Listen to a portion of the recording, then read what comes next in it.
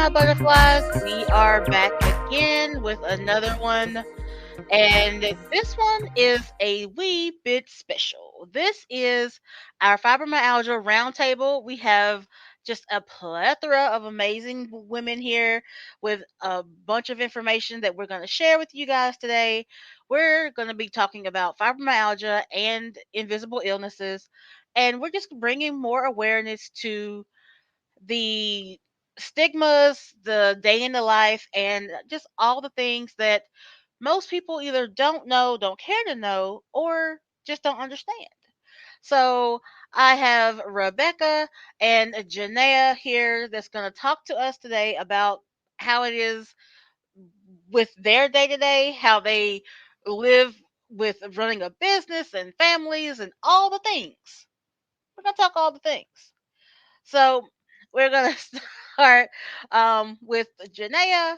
And Janaea, introduce yourself to the people. Yeah, so my name is Janina Hamilton, and I have both. I actually have two businesses. I have a bookkeeping business, and I also have a emotional intelligence and self care life coaching business. The self care coaching business is newer than the bookkeeping business, and the goal is to phase out the bookkeeping business with it. Mostly because the coaching business is focused on chronically ill women and making sure that they are taking care of themselves while they are taking care of others, but putting themselves first. I'm also moving on into a little bit of a niche with chronically ill women who are starting their own businesses, but also have perfectionists and people pleasing tendencies so that they can stop being in learning mode, stop second guessing everything that they do, and just start. So that's where I'm at. That's me. Awesome. And Rebecca?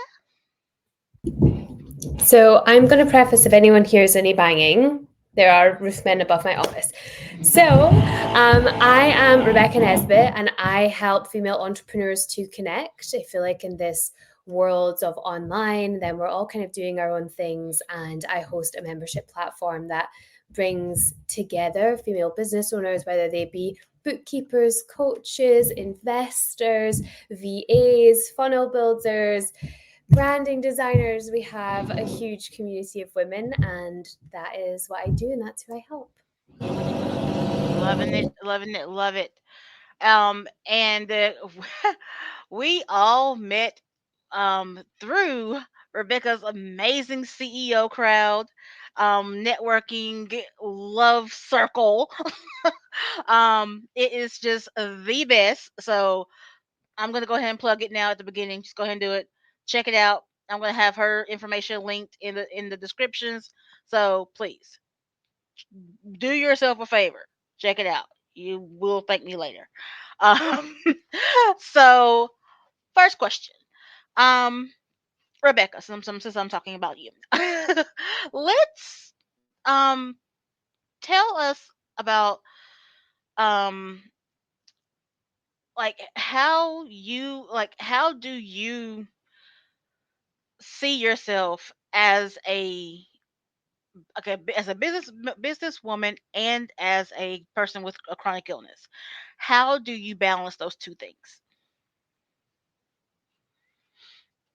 That's a great question. I think that what I've learned being both of those things is that I feel like my life centers around reducing inflammation, whether that is problems in business or with my own body. So I think I view it as one of the biggest challenges for sure, but equally one of the biggest gifts Mm, because I think that it gives just such an extreme amount of empathy. We have a lot of women in our community who are, I say a lot, we have a number of women in our community who suffer with chronic illnesses, invisible illnesses, neurodiversity. And I feel like I have a lot more understanding and like to put things in place to really support them. And I think that it has become one of my greatest superpowers, but it has come at a cost. That is for sure. mm. I I can definitely agree with that. Um, Janine, Janaea, tell me, same question to you. Yeah. So, yeah, it has forced me to learn what my limitations are. Because when I was diagnosed, I was an adult when I was diagnosed with fibromyalgia, and I had already been working, and my life was at 100 miles an hour at all times. And I was able to manage, and then I got married, and marriage is amazing, but it's stressful. So and then all the other things that come with that, um, that stress put me in another level, way above baseline. It was almost like it was starting all over again. Hmm. And so I could no longer work. Like, there was no way that I was working for somebody else. And so um, I thought, okay, well, yeah, I'll just start a business. Well, I had no idea what that meant. Like, no idea at all. And so trying to balance those two things, I've learned a lot more. I didn't realize, I mean, I knew that I had perfectionist tendencies. I knew that I had, I liked certain things a certain way. I was a very routinized person, but I didn't realize how harmful that could be when you're running a business and have a chronic illness. So it's taught me a lot about how to um, be the best version of me, and also understand that that doesn't mean that I have to be going at all times in order to do that. Mm, wow, I like that. Um, I mean, that I can definitely see how that can be, you know, an adjustment. Especially being, and like I said, being an adult, and then all of a sudden being told, that you have this thing that is going to significantly alter the way you are already running your life. Like, you are set. You have plans. You're good. But now they're saying, well, I mean, well, it's not even them, it's your body saying, hi, let's change everything about the way you do things. So, what coping mechanisms have you put in place to make your life easier, if that's even a better word, easier or manageable, day to day? Yeah. So one of the things that I've done, with, I think I mentioned it earlier, I'm changing businesses. The other business became more stressful. Hmm. If you to be a bookkeeper, in order to do that, you have to have your clients have to provide you with documents in order for you to provide them the work that you do. And it just has become more and more difficult to get people to comply with that. And so I Yeah. said, I need to have a change. There's no way that I can keep getting behind in my work and putting off the rest that I know that I need, because I'm checking after clients or doing work at different times of the week than I had anticipated and blocked off. And I'm this is my business. I'm going to do it how I want to. So that means I need to do something different. And when I discovered what I'm doing now, it made so much sense that that was what I needed to do. And so now I can literally run my business from my phone if I want to. Like, I can be in bed and everything runs like it needs to be. So Mm-hmm. um that making a big business jump, because Mm-hmm. bookkeeping and and life coaching are two totally separate things. But um I knew that I needed to do that for myself, as just for my own sanity. So, was that more? So, was it really? Was it?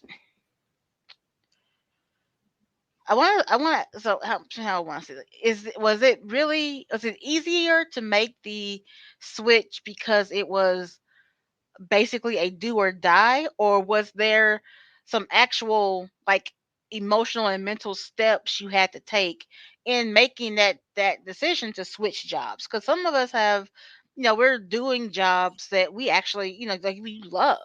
Like, that's Hmm. like, something we've gone to college for, or you are investing. This is a job, Yeah. but you get diagnosed with, whether it's chronic illness, whether it's cancer, whether it's whatever, and Hmm. then you're stricken with something that now you have to make that type of choice. Yeah. Like, what did you have to do, like mentally and emotionally, to say, Hmm. okay, I gotta do this for me? Yeah. So I'll go back just a little bit then, for to when I was diagnosed. I was working in a law office. I have a degree in paralegal studies, so I'm doing absolutely nothing that I Like, Jesus, that I went to school for. are you even the same Um, person? No, oh it's like, no, I'm not. I'm not. So I was working there, and then I also learned how to be the bookkeeper in the office. So that mm, like I was just thrust into that. Um, and I loved my job and I loved being there. I had an amazing boss. Like she was amazing. She allowed me when I first was diagnosed to actually change my schedule and reduce my hours. She allowed that. And after I started to manage better, she allowed me to pick up a few more hours. So it worked really well. So I thought that once I got sick again, that she would allow me to do the same thing. And I asked her and she told me no. mm, So and there was like 4 years in between that. Like it was a I was and I was a little shocked, but I couldn't do it. It wasn't fair to her and it wasn't fair to me either mhm, because I wasn't working the schedule that I was saying that I was going to work. So, that's where the bookkeeping business came in. Like my husband said, "Okay, you still want to work, so take a few months off, figure out what skills you have, what you want to do, and let's do that." So that's where the bookkeeping business came from. But like it was a struggle for me because I thought that she was going to mm, allow me to stay there. I worked there for 8.5 years. Like mm. it was we were like I was her longest running employee ever. After 2 years, I was her longest running employee ever, and we had become. She came to my wedding, like all of that. So it was a very difficult decision to make to say, no, I can't work the schedule that I'm doing, but this is what I have to do for me.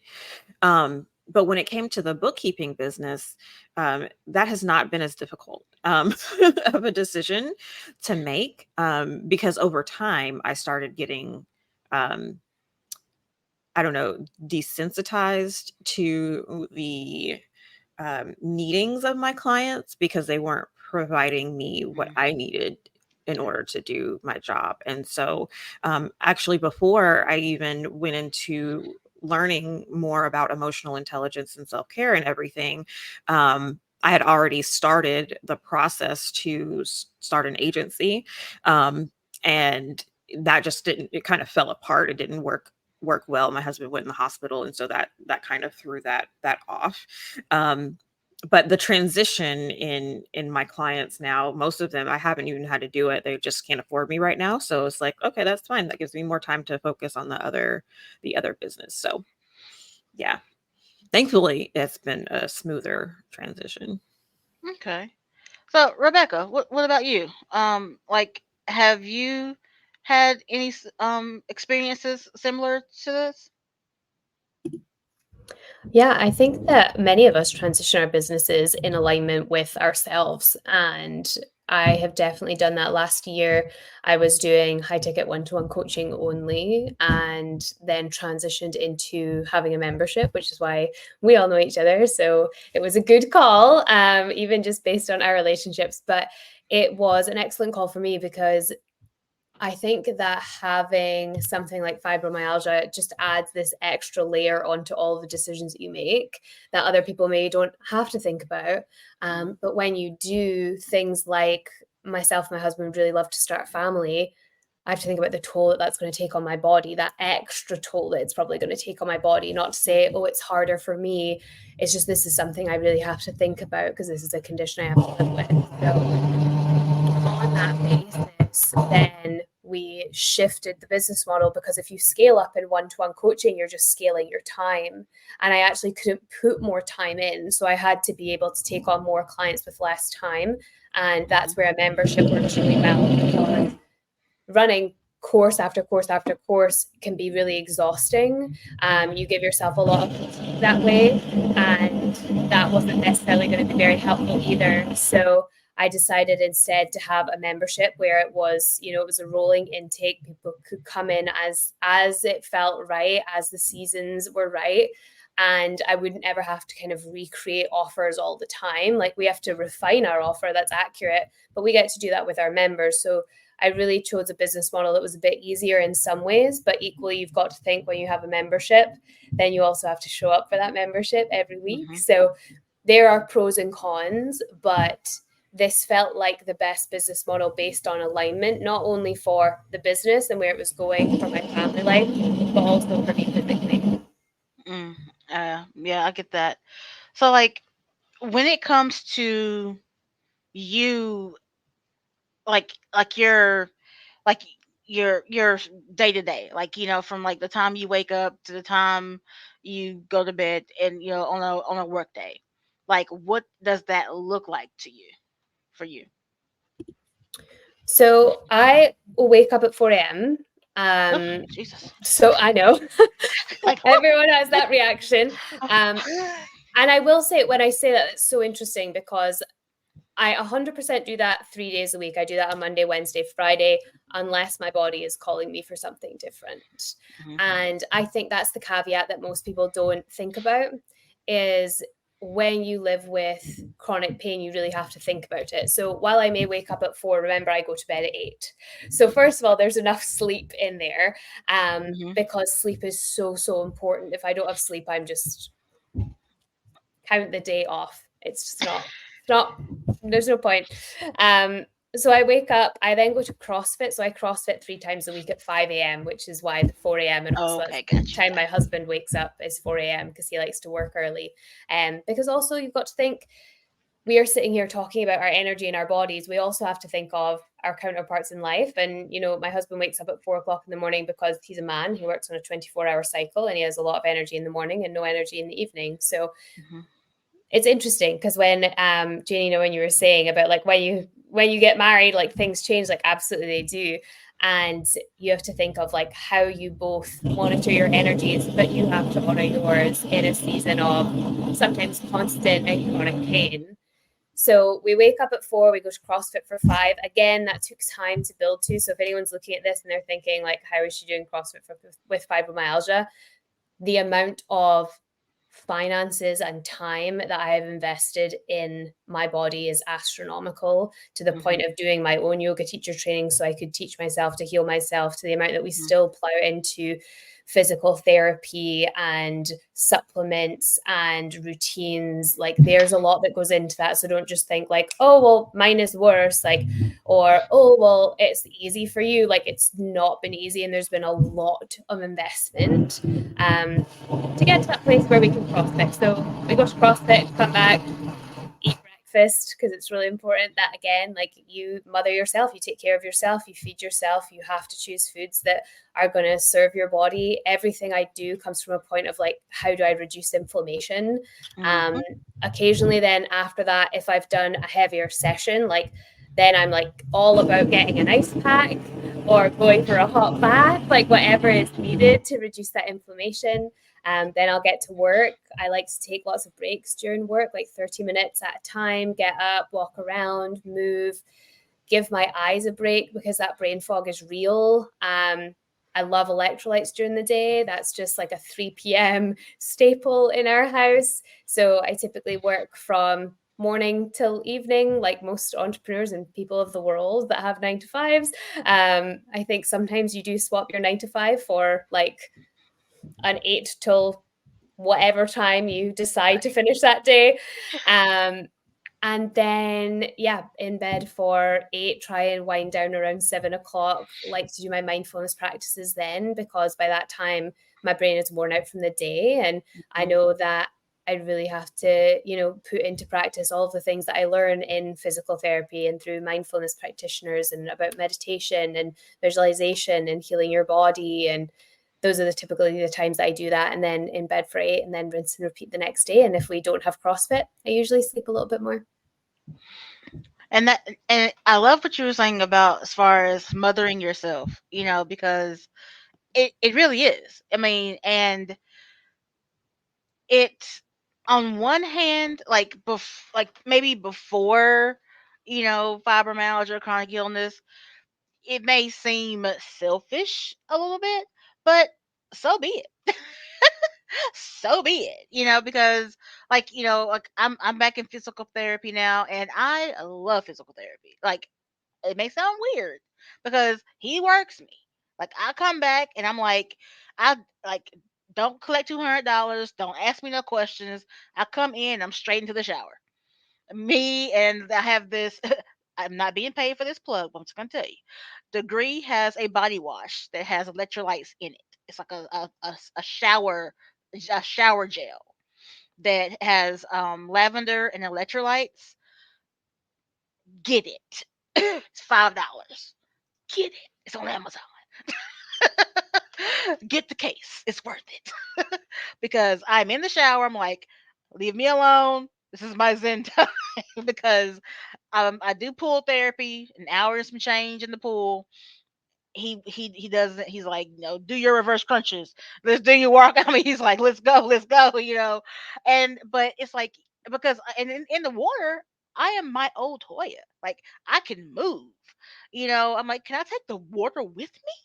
It's like, can I take all of this water with me? Just walk around in it. But it does help so much. You're gonna hurt like afterwards, but it's a good hurt. It's one of those old fashioned after a good workout pains, you know. But you do, it's aftercare. Like, the ice packs, like the shower, like you gotta do all the things. And I mean, I was just laughing to myself yesterday. I'm like, I have to do all this stuff after physical therapy, like just to make sure I can walk the next day. I absolutely, I do.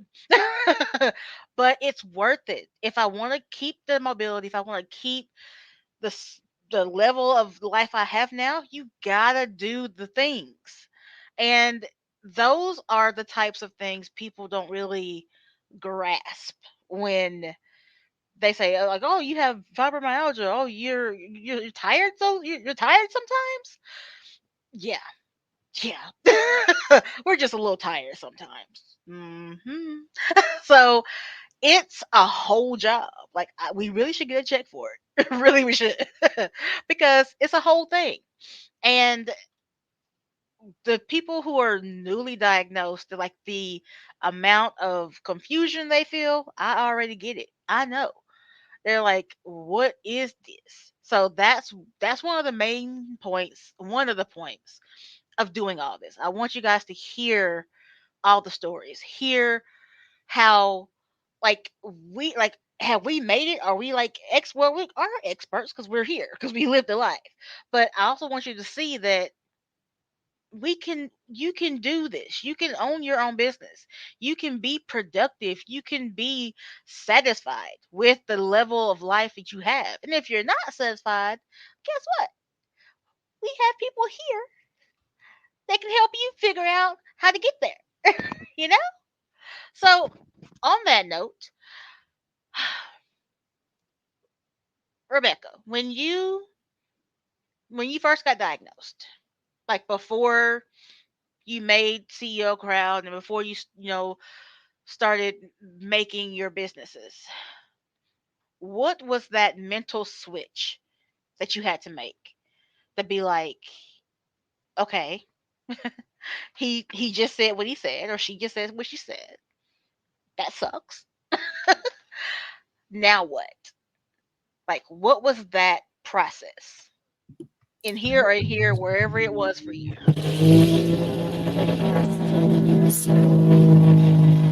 That process was very much. I was like 16 when I found out I had a really bad horse riding accident. It was like almost like a catalyst for them to do lots of testing on my body, and then this is what came up. And I was also in the UK, which I believe is slightly different from the American system. So depending on where you're also diagnosed, I think it makes a difference. In the UK, they just said take this medication and you should be okay. And like giving like a child, because like imagine like a 16, giving like a child like gabapentin and saying like just take this, you'll be fine, is like absolutely ridiculous to me now, and I cannot believe it. So I think there's just such a lack of awareness, and if you're not speaking to a specialist, then it's just not worth your time sometimes, unless it's someone that genuinely is caring and goes out and finds out information for you. Then most people don't really know how to deal with it. So I think that the mental switch was, I took the drugs that the doctor told me to take because I was young and the doctor told me to do something. And also, I'm a woman in the world. So authority has been like a big part of all of our lives. I believe that. I'm maybe not speaking for myself. Like, listen to your teacher, listen to your Right. doctor, like, do what you're told. So I did what I was told. And I just like, I don't even remember being like 18 years old. Like, I was just so in a bad place. And the mental shift I think I made was years after the diagnosis, because when I got the diagnosis, I was like, okay, I'm just going to do what they tell me. And they are the experts when they absolutely weren't. And they know best. And then I just got to a point where I was like, I'm not doing it this way anymore. And I think that you can choose that now, or you can choose it in 10 years' time. It's up to you. But I was just like, I'm not doing it this way anymore. I came off all of the medication. And then I just went on this path of trying to figure it out. And at the time, there weren't, to my knowledge, podcasts weren't a big deal. I'm obviously a little bit old. I'm in my 30s. But like, I'm obviously a little bit older when podcasts like weren't the cool thing. Like, people didn't go onto YouTube to find something out. If you went to Google, then it was like, fibromyalgia, there's no cure. Sorry. Like, that's your lot in life. So I think that now that more exists and more people are speaking about their actual lived experience and things that they do, then I think that's really helpful, because what I believe to be true is, if you have made that mental shift to say, I'm going to figure this out my way, listen to other people that have been in your position and take from them what works for you and leave what doesn't. I don't expect anyone to hear me today and be like, I'm going to wake up at 4 a.m. tomorrow because that's a really good idea, right? Because I I will don't. not. I don't want that for you. I don't want that for either of you, unless I actually just recorded a podcast on it, and I was just like, this is how to wake up at 4 a.m. And the whole podcast is me just being like, is it authentic to you? Like, does that make sense to you? So I think that when you're going through this journey, it's a case of trying what people are doing and saying, like, does this work for me? And I do want to also say, I was in physical therapy a lot at the beginning of my journey, and it just was not the dream. And then I found what I would just say is, for lack of a better term, the right physical therapist for me. So I'm very grateful for the people that I've found in the journey, but they're not all like that. So if you've gone to try something and it hasn't worked, but it hasn't worked because the vibration of the person's off, then just like take that into consideration if you want to try it again with someone else. Those are the things I would say about that. But I do think that the mental shift that I made was, I'm going to have to do this my own way. And that means I'm going to have to find this support for myself from being honest with people and saying, hey, I have this condition. And what does that mean to you? Like, do you even know what it is before we start talking? Right. Because until then almost the conversation will be pointless. I definitely agree with that. And especially with, as far as finding the right treatment, the right course of therapies, because even like with me being in pool therapy, I tried the same exercises on land, don't work. Just does not work. Like, I mean, I can do them for like 5 minutes, but definitely not for an hour and a half. So I definitely agree with that. And so that kind of actually brings us right into the question, or the question, well, yeah, well, my question for you guys about advocating for yourself. So, Janaea, how how or when did you first start developing your advocacy muscle and your voice? Oh, I've always been outspoken. That's helpful. It's very helpful. So, Great yeah. first step. Um, yeah, I've never really been I will accept that type of person, um, especially if it wasn't working for me. And So, again, I was an adult when my diagnosis came. I was almost 24 years old. So when they said, okay, well, here's this pill for your fibromyalgia, I said, okay, you know what? I'll give it a try. I will give it a try. And I did. And it took um about 2 months of me sleeping every day until noon, Mm, even though I got in bed at 9:30, mm, to say, okay, we got to figure something else out because I have no life now. All right. I do is go to work. Like I had, because I was working from 1 to 5, Monday through Friday. And in the mornings, I did a volunteer ministry. And so that meant that I was no longer doing my volunteer ministry. I was only going to work. That was not the goal. I worked to do the volunteer ministry. Like that was what I went to work for. So when they said, okay, well, now you've got to wean yourself off of this medication Mhm. because of the type of medication that they put me on, I said, all right, well, I'll do that. Well, when I did, and then I went back to the doctor and they said, okay, well, let's try this. I was like, I'm looking at the side effects of this and I just cannot, I feel worse now than when we started this. So, and because it was, 2012, there was more information online about what it looked like and what it was and everything. So I did my own research. So I started changing my eating habits. I started exercising differently, and I did all of that on my own. And like I lived with my parents, so it was nice. I didn't have to worry about paying rent and all of that because they were able to support me in this journey, and I'm so grateful for that. Um but yeah, that was it. Like I didn't go any farther with the doctor because what I had started doing for myself, increasing protein, an anti-inflammatory diet, I was like quasi vegetarian, all of that kind of stuff that worked for me. It worked relatively quickly. And I didn't, somehow, I don't know. I mean, maybe it was just my mindset that I was just like, no, I'm going to figure out these things for me because I wanted to get back to doing what I wanted to do. And it Mhm. is helpful when you don't have certain responsibilities in Mhm. order to do that.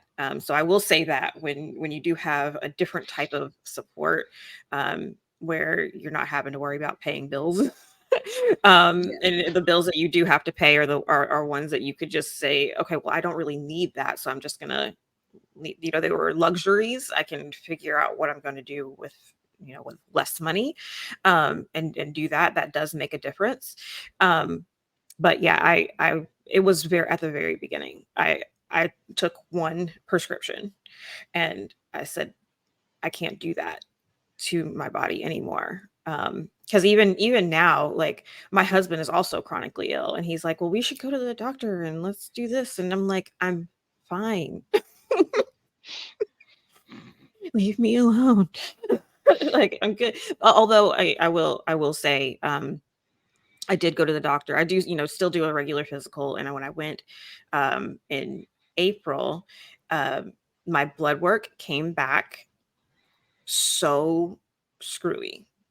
Mm, Like, my white blood count was extremely high. My neutrophils were extremely high. It looked like had, developed like a chronic leukemia or another type of autoimmune or something.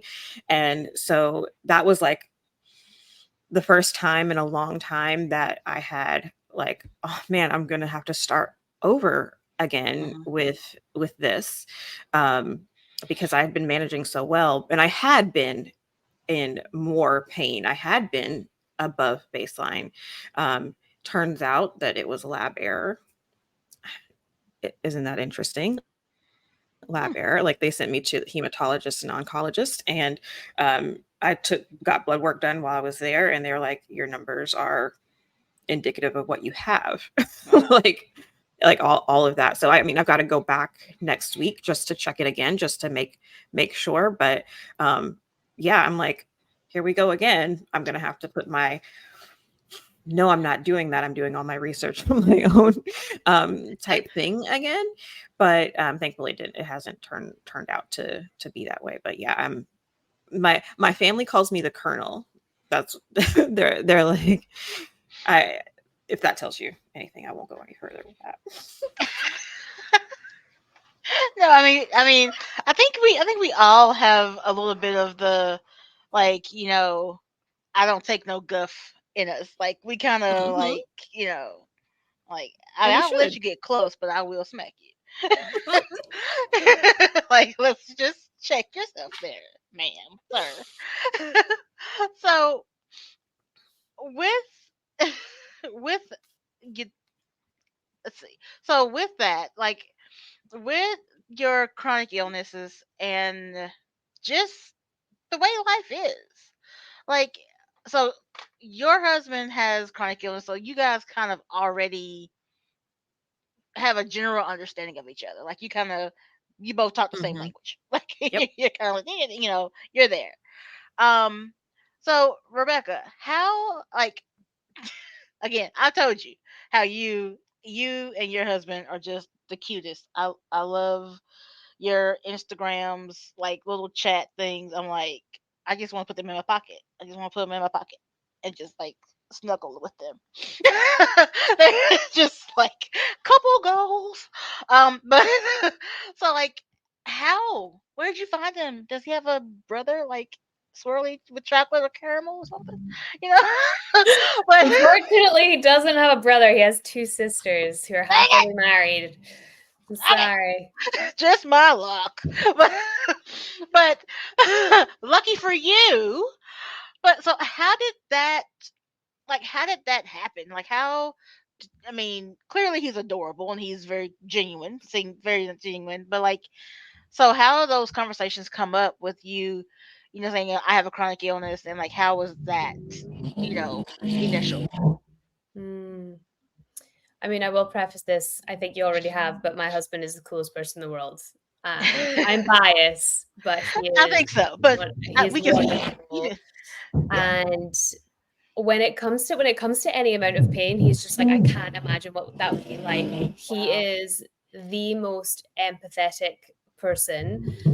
He came from a family where they used to run nursing homes. Mm, So he kind of grew up in a nursing home around older people. He's such an old soul. He's so wise and he's so in tune with how people feel.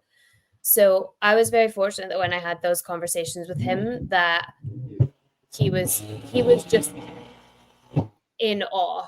He was like, I can't imagine what it's like. Like, I cannot imagine something that I experience less frequently now, which I'm really happy to say. But I used to feel like my skin was on fire. I don't know if you guys have ever felt that. yes, It's the yes, worst. You're like, what did I eat? Like, is someone like right, injecting poison in my veins? Um, but sometimes when I feel like that, like, your clothes hurt. They're yeah, so painful. And yeah, he would just be like, I can't imagine what that would be like. Like, what do you need? And he picks up the slack for me all the time. He makes sure that I eat enough. He makes sure that if I don't feel well, that I take more breaks. He is just wonderful. And that initial conversation, we always joke that our first date was actually an interview, because he just had a list of things that he was like, this is what I want out of my life partner. And he just checked off his list of things as the evening went along. And I don't know that I wasn't nervous to talk about the chronic pain or talk about the story of it, because I don't think that it says anything about you as a person other than I'm really fucking strong. Excuse my language. right, But right, like exactly, that's literally what it says. Like, you have to live with this every single day. Like, this just is a testament to how strong, like, we all are. hmm, So I don't see it as being in any way something that is like negative to bring up in a conversation. And do you know what? If you bring it up in a conversation and someone else perceives it that way, then that tells you all that you need to know about them. right, exactly. But that's not the person. Exactly. Um, so in your for your families, like, and your friends, like, for, because I'm sure a good amount of people probably do have at least one or two family members who just don't get it. They just don't get it, whether it's because they don't understand like the jargon, or they are fearful or have a block, whatever the reason is that they just don't get it. Um, what would you say to them about either how to manage their own emotions with with that rejection? Because that, for me, it feels like a rejection when they don't get it. But how would you talk to them about how to get past that? If a family member or a friend was just like, I don't know what you're complaining about. What's the big deal? That is an excellent question. An excellent, and that's, yeah, needs to be talked about. I am fortunate enough to not have to have those conversations. Hmm. Um, my mom has Graves' disease. Mm. My older sister has rheumatoid arthritis, Well. and my little sister has PCOS. So they're all sick. Um, my one of my cousins also has fibromyalgia. She has IBS. She's got some other stuff going on too. So those that are closest to us, and then my husband's family, because my husband has sickle cell.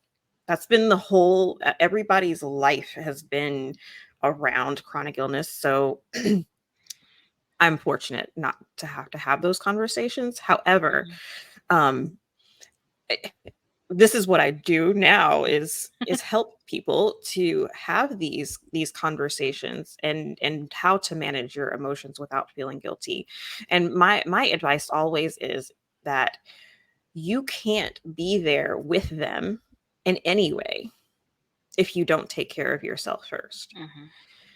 So even though it does hurt, when you step back and really look at what you're doing for yourself, because you know taking care of number one is not a bad thing.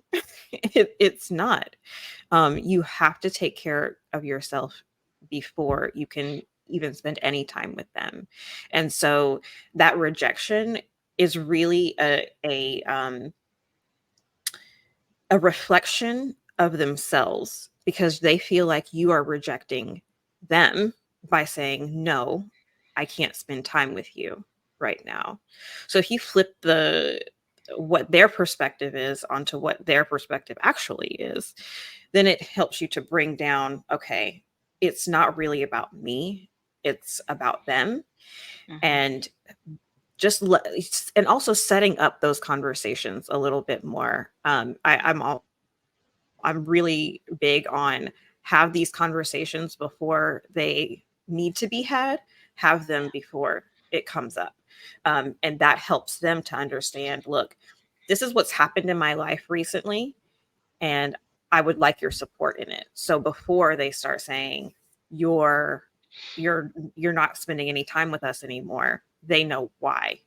Mhm. um, and so even if they don't understand, you can have that conversation over and over and over again with them until they really do see your side of it, because right now it's one-sided. They think you're rejecting them. Mhm. Yeah.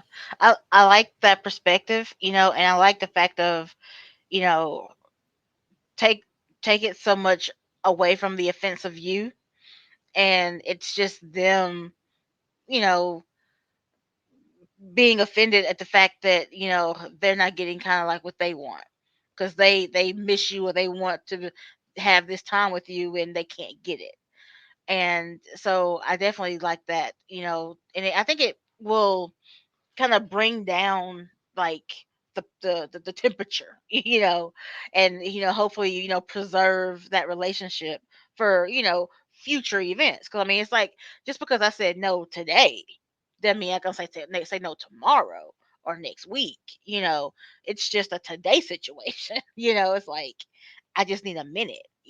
But a lot of time, and also about having the conversation beforehand. you know um, that I have actually started doing that, in my life. I kind of like, I I'll see my week. I'll have everything planned out, scheduled out, and then I'll like see with my family whatever family situations are coming up. And I'm like, okay, so like I'm gonna need to like call them and be like, okay, listen, here's what's happening. And it's like we gonna do this, and then I will, try to like kind of like make a deal. You like, it's like I'm gonna do this. I'm gonna be unavailable, but you know, I'll catch you on the flip side. You know, so at least they have a base understanding of like why I'm doing what it is I'm doing, and it's not like just a all out like, oh, she just didn't show up because she just wanted to stay in bed today. Well, no, it's maybe because I had four 9 a.m. doctor's appointments in a row. Maybe that was why, So definitely kind of setting everybody up for success because with with these chronic illnesses, regard whether it's fibromyalgia, rheumatoid arthritis, whatever it is, you're gonna need a support system. And even if we are not, some of us may not be able to have our families as a support system, but I think on a base level, we all want our families to be that support system.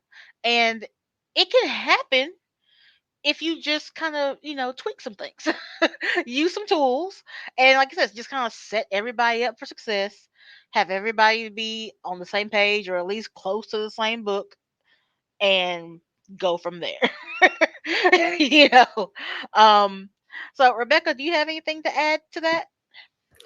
Yeah, I think I do. I love what you were saying about setting everyone up for success. And I think that what any illness does is it tells you have to be first. Like, Mm, if you want to set everyone up for success, you have to set yourself up for success, just like mm, Janina was saying. And I think that when it comes to family dynamics and relationships, then something I've learned is that conditioning is really important to consider. So we are conditioned throughout our lives, mainly by the people that we are around, as well as, so like society and the economy and politics, like all of these things have an impact, but we really are conditioned by the people that we're around.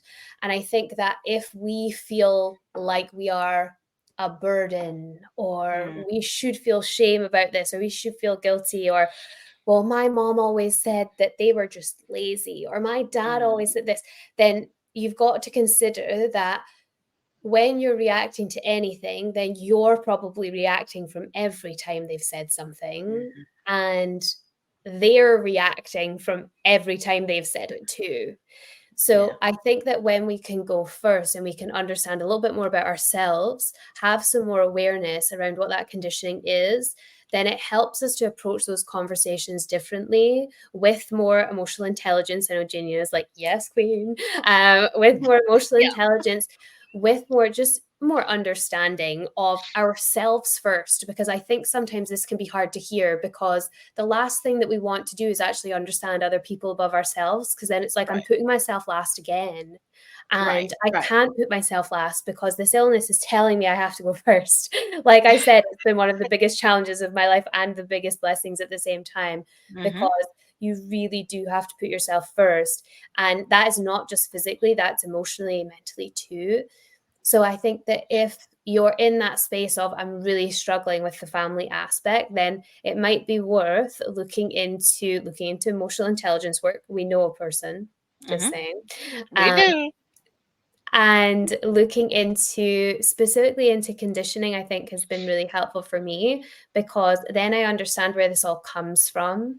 And it means that you can go back to all of those experiences. And I know this is going to sound wishy washy and coachy, but it means you can validate yourself. And essentially, that means just putting yourself back in the shoes of that person that was hurt at that time. So for me, it could Mhm. be that 16-year-old girl that was just being told that she needed to get on with things. Right. Right. So if you can put yourself back in those shoes and say to that girl, like, you're trying so hard. You're trying so hard. You have no idea what's going on in your body, and you're still trying to show up, like, good job. Or you're trying to take care of yourself, good job. That's what I mean by validate yourself, because I think sometimes, like in coaching, we know what we mean, but not everyone else does. So that's Right. really what we're looking at, is it's the version of you that's actually been through something or is going through something that needs the validation, needs the care, and needs the advocate. So to come back to advocacy, I think the most important thing is that we advocate for ourselves first, and then it's a Hmm. lot easier to do outwardly. It's a lot easier for me to advocate for myself and say to my husband and communicate, even if I'm feeling any sort of way, and say, I don't think I can do that. Yeah. And then it's up to him to be like, okay, I can help you or not. And then that's where the conversation that Janina and you just had, like, that's where that really comes into play in terms of communication between families. But if you can go first, I think that you'll find a lot more peace. I love that, especially with the communication part, because you know, especially if you're trying to communicate when you're like in an active flare up, if you're like at a level 8 pain, the last thing you want to do is communicate. However, that's the very time you really need to, which also kind of brings together, like, if you have done the pre work, like if you have already had those conversations before the flare up, they'll be like, okay, so on some days, I may not be able to make full sentences. So, so three grunts mean run. It's like, it's like, just kind of let them know, like, ahead of time, that so that they understand, because it's there are gonna be moments where it's gonna slip up. But if everybody's kind of been, kind of gotten the cliff notes ahead of time, then it may not work every single time. It's life. But it makes it easier, and that's really all you want. And then especially with the validation part, that part, because at the whole point, at least in my mind, the whole point of all of the things that we've all said is because we, as the people who are having to cancel the plans or not show up to things, we want to be there. We want to do the things. And we feel horrible because we cannot do the things. And the validation is for us. We're trying to make sure that when we are unable to do the things to meet the, family obligations, that the hurt feelings aren't over at the party talking about us, and that we can be, resting in peace, not feeling like our name being drugged through the mud, all because we're in a pain flare. And that it's an inward validation, because that's gonna be a constant cycle. That's gonna be something that could potentially happen 3-4 times a week. You don't ever know. So that's why communication is important. That's why doing the pre-work is important. That's why all of the things that we suggested and talked about here, all of it kind of just comes together to make like this one good cohesive, family working unit, so that hopefully everybody understands everybody, and you, as the person with the condition, can get what you need, which is rest. The family member who wants your attention and or time can get what they need, which is the understanding that, okay, right now I can't get that, but later, at a different time, perhaps, and everybody's okay. So it's and keep in mind, if you've gotten this far on the podcast, all of this happened. This is all in one day. Like, this is like all of this work and thinking and plotting and planning. This is what happens in the mind of someone with a chronic illness. All of this happens on a daily basis, making sure we're okay, they're okay, the house hadn't burnt down. Like, Rebecca's getting a new roof. It's like it's a whole situation. you know, Things are always happening. and yet we're still walking around looking gorgeous. I mean, saying.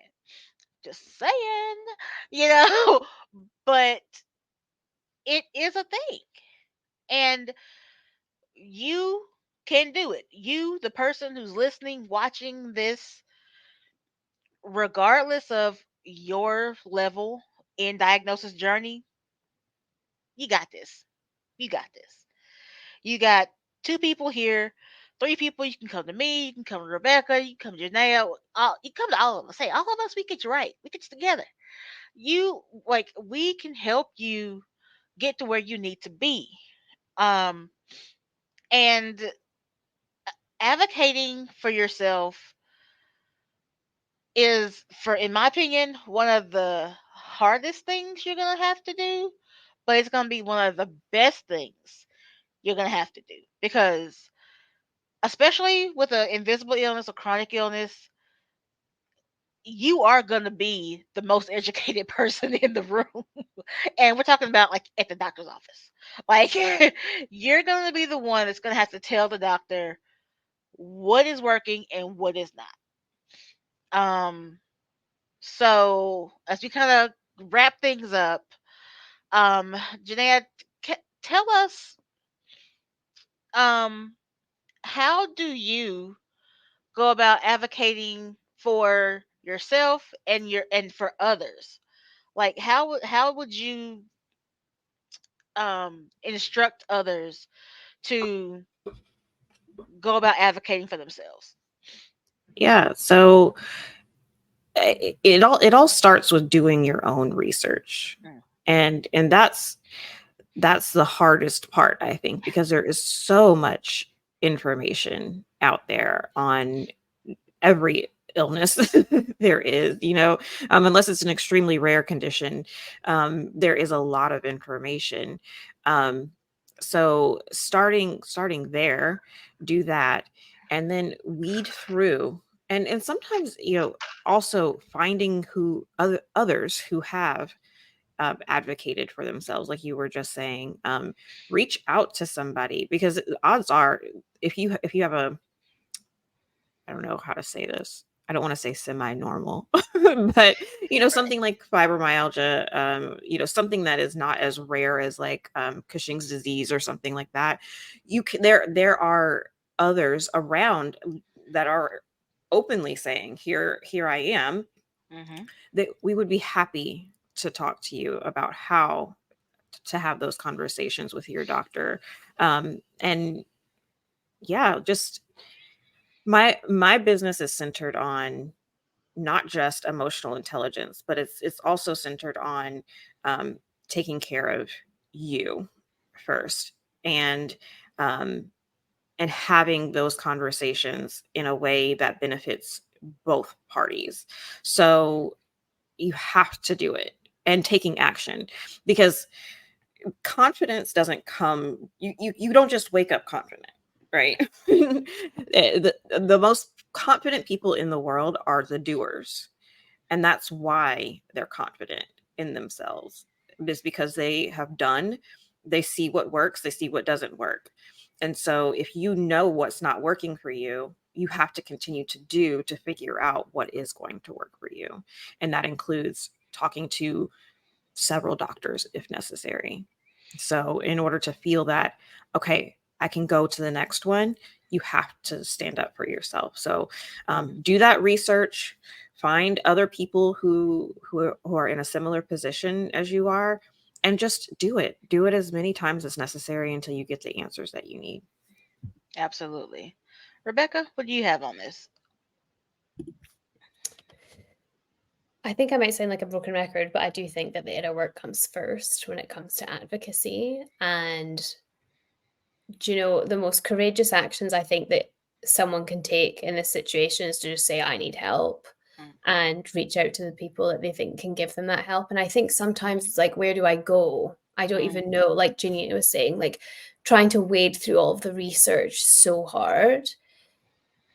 It's just one step at a time. I think that's what I would say in terms of advocacy, is that it is going to be one step at a time. And especially when it comes to chronic illness or something like fibromyalgia, it's never a journey that's going to be done. So you're not looking for one answer, you're looking for the next answer that's going to Mhm. lead you to just more quality of life.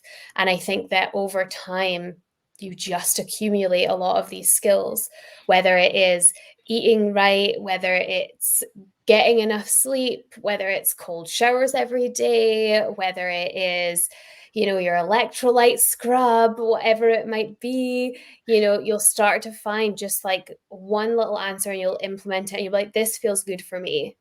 And then you just build and then you look back. And if I was to look back at the time I was diagnosed to now, I could not have imagined my life, not just for me personally in terms of like how fulfilled I feel and in my business, but really for my health. I would never have thought, oh my gosh, CrossFit, I would never have thought would never have thought it was my thing, that's for sure. So now that I'm doing like mini CrossFit competitions and they're all local, so don't like look at me like I'm going to the games, but I think that it's just going to be one step at a time. And then you'll look back and you'll be like, wow, I did all of that. So when it comes to advocacy, just remember that it doesn't happen overnight. Like Janina said, like confidence is something that you have to build over time. And it's by doing things. It's by doing the little things. It's not by doing the huge things. It's not it's not always the $10,000 investment in the coach that says they're going to like cure you. It's God. just not. Yeah. And I think they all have the best intentions. We're not dragging anyone down. Yeah. But I think everyone to a degree has some answers for you you could benefit from. Mhm. So I think that trying to find those people and listen to those people and just in that moment where you're like, oh, I don't want to reach out and ask for help. I don't want to send this message. If you can just press send, then you'll change your life. Absolutely. I mean, I definitely agree with that. And the the originator of the quote escapes me right now, but the thing of like we were not meant on to be on the island. We're not on the island. Like if we were meant to be here by ourselves, we would be here by ourselves. So the whole point of us being on Earth with all these people, like everybody is not for us, and I think we all know that. But the people who are for us are for us. And the only way you're going to find out who that is by reaching out. Now, are you going to find a couple of duds? Yeah, sorry. Yeah. And that's okay. You find a dud, you throw it back. And then you go to the next one. You know? I will definitely say the start here. Start with these three people here, and or with the people who from the we did another episode of Roundtable. Start with people in the last episode. All of these people, I have tried them. I have tested them. I'm still alive. Look at me. I'm good. I'm like Rudy. I'm still alive. I'm good. you know? So I would not present you guys with anybody that is harmful, fake, snake oil. I wouldn't do it. I wouldn't do you like that. So trust me. Because I don't want y'all coming after me. So it's safe. Try it. The one thing I can tell you that nothing will change if nothing changes. So I'm gonna leave you with that. Uh, um, so that's my last word. Rebecca, do you have a last word for the people? I mean, I think that was excellent. I think that Okay. was excellent. But if I had to search for something in my soul, I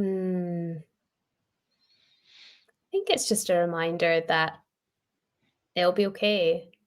It doesn't feel like that. Rarely does it ever.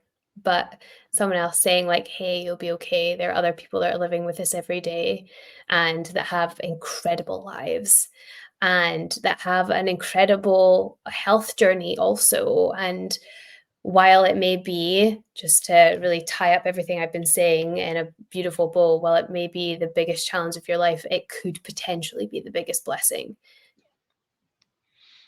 100%. Janaea, what about you? Yeah, I love that what both of you said. But yeah, I just think to it's okay to put yourself first. Like Rebecca said earlier, that as soon as you have this diagnosis, and before you have the diagnosis, you become number one, right? Everyone is number one, but it's so much more important for you to really learn how to manage the fact that you are not your number one responsibility, Mhm. and wrapping around your head that it is okay, especially for women, I will say that, um, can be difficult. But doing, again, like Rebecca said, and doing that inner work, that will help you so much, in saying, all right, I do for me, I can do better for others. I love it. I love it. Well, thank you guys for coming to the roundtable. Thank you so much for sharing your knowledge and your time.